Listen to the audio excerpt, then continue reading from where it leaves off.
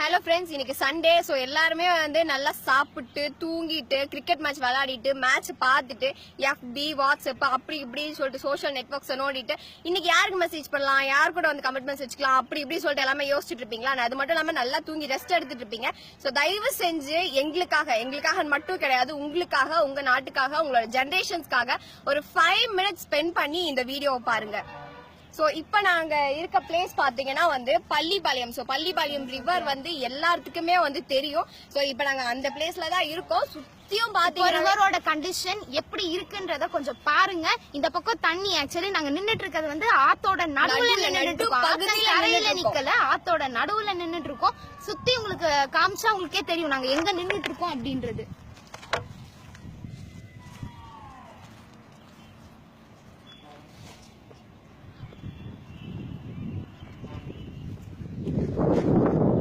இத பாத்தீங்கன்னா அங்க இருந்து பார்த்தா பில்டிங் தெரியுது.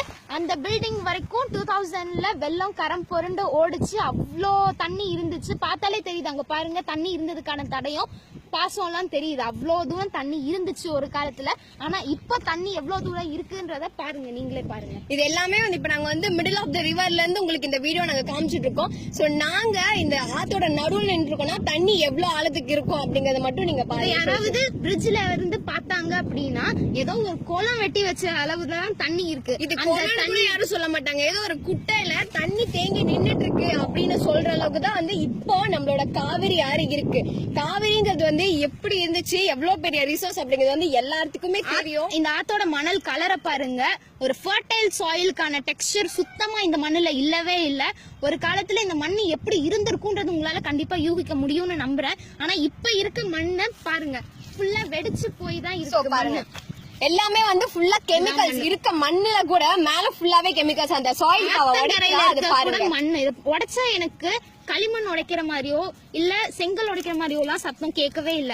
எனக்கு ஏதோ எல்லாமே பிளாஸ்டிக் அண்ட் பேப்பர் உடைக்கிற மாதிரி தான் இருக்கு. பாருங்க, இதை பார்த்தா ஆத்து மணல்னு சொல்ற மாதிரி இல்ல கொஞ்சம் கூட.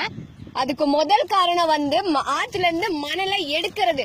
எந்த ஒரு ஊர்லயுமே வந்து ஆத்துல இருந்து மணல் எடுக்கிறதுக்கு யாருமே விட மாட்டாங்க. இப்ப கர்நாடகாலயோ கேரளாலயோ போய் அவங்க ஆத்துல இருக்க மணல் எடுக்க சொல்லுங்க, யாருமே அலோ பண்ண மாட்டாங்க. ஆனா நம்மளோட தமிழ்நாட்டுல மட்டும்தான் ஆத்துல இருக்க மணலை எடுக்கிறாங்க. இது பெர்மிஷன் கொடுக்கறது வந்து யாரு அப்படின்னு சொல்லிட்டு கண்டிப்பா உங்க எல்லாத்துக்குமே தெரியும். நாங்க இதை சொல்லுங்கிற அவசியமும் இல்ல. நோக்கி போயிட்டு இருக்கோம், தண்ணி நோக்கி போயிட்டு இருக்கோம். இப்ப உங்களுக்கு ஒரு நிமிஷம் நாங்க தண்ணி எடுத்து காட்டுறோம். அந்த தண்ணி என்ன கலர்ல இருக்குன்றதை என்ன நிலைமையில இருக்குன்றதையும் முதல்ல பாருங்க. இங்க இருந்து பார்த்தா தெரியும் பச்சை பசேர்னு எவ்வளவு கேவலமா இருக்குன்னு பாருங்க. இதுதான் நம்ம குடிச்சிட்டு இருக்க தண்ணி, காவேரி ஆத்தோட தண்ணி. எவ்வளவு பாசம், எந்த அளவுக்கு பிளாஸ்டிக் குப்பைங்க, தேவையில்லாத விஷயங்கள் எல்லாமே வந்து இந்த ஆத்துல இருக்கு. இப்ப இந்த ஓரத்துல எப்படி எல்லாம் இருக்கு அப்படின்னு சொல்லிட்டு பாருங்க. அது மட்டும் இல்லாம இந்த ஆகாய தாமரை இத கிளீன் பண்றதுக்கு வந்து ஏதாவது நம்ம ஹெல்ப் கேட்டா நீங்க சொல்லலாம், இந்த தண்ணியை குடிக்கிறது நான் கிடையாது, நான் நல்ல தண்ணி தான் என் வீட்டுல குடிச்சிட்டு இருக்கேன், காவிரி ஆத்து தண்ணி என் வீட்டுக்கு வர்றது இல்ல நீங்க சொல்லலாம். அப்படி சொன்னீங்கன்னா நீங்க ரொம்ப செல்ஃபிஷ்னா அர்த்தம். உங்களுக்காக மட்டுமே யோசிக்கிறீங்களா? இப்ப இந்த தண்ணி குடிக்க மத்தவங்களை பத்தி யோசிக்க மாட்டீங்களா? இங்க இருக்க இத்தனை குப்பையும் போட்டது நம்மள மாதிரி யாரோ ஒருத்தர் ஹியூமன் பீயிங் போட்டதுதான். இவ்வளவு குப்பையும் என்ன தண்ணி வந்து எப்படியோ போயிட்டு போகுது, எனக்கு என்ன அப்படின்னு சொல்லிட்டு யோசிக்கிறவங்க ஒவ்வொருத்தரும் பண்றதுதான் வந்து இந்த மாதிரியான குட்டியமான விஷயம் தான். இது பெருசா பார்க்க போனா வந்து எதுவுமே இல்ல. ஆனா வந்து மொத்தமும் இருக்கிறது வந்து எல்லாமே வந்து சின்னதா வந்து நம்ம த்ரோ பண்ற அந்த வேஸ்ட் பேப்பர்ஸ் மட்டும்தான். சோ ஃபுல்லாவே எல்லாமே வந்து ஃபுல்லா நீங்க பாத்துட்டு இருக்கீங்க, எல்லாமே வந்து பிளாஸ்டிக் குப்பைங்க மட்டும்தான் இருக்கு. இப்ப நாங்க வந்து உங்களுக்கு எடுத்து காட்டுறோம். இது நம்மளோட காவேரி ஆத்துல இருக்க தண்ணி வந்து ஃபர்ஸ்ட் எந்த அளவுக்கு பியூரா இருந்துச்சு, இப்ப எந்த அளவுக்கு இந்த தண்ணி இருக்கு அப்படி சொல்லிட்டு தண்ணி. இது மணலோட கலரையும் பாருங்க, மணலும் பாருங்க, உள்ள தண்ணியோட கலரையும் பாருங்க. இது வெறும் பாசம் மட்டும் பிடிச்ச கலர் இல்ல. இங்க பாருங்க, இதுதான் நம்மளோட காவேரியோட கலரா, நம்மளோட தண்ணியோட கலர் இப்படிதான் இருந்துச்சா ஃபர்ஸ்ட் 2000ல வந்து இந்த மாதிரி தான் நம்மளோட தண்ணி இருந்துச்சா அப்படின்னு சொல்லிட்டு நீங்களே கொஞ்சம் யோசிச்சு பாருங்க. பாசம் பிடிச்ச தண்ணியோட கலர் மட்டும் கையில இருந்தே தெரியும் எந்த அளவுக்கு வந்து கெமிக்கல்ஸ் இதுல இருந்து போயிட்டு இருக்குன்னு. Leather industry, dyeing industry, paper industry எல்லாரும் அனுப்புற வேஸ்ட் இதுல அதிகமாவே இருக்கு.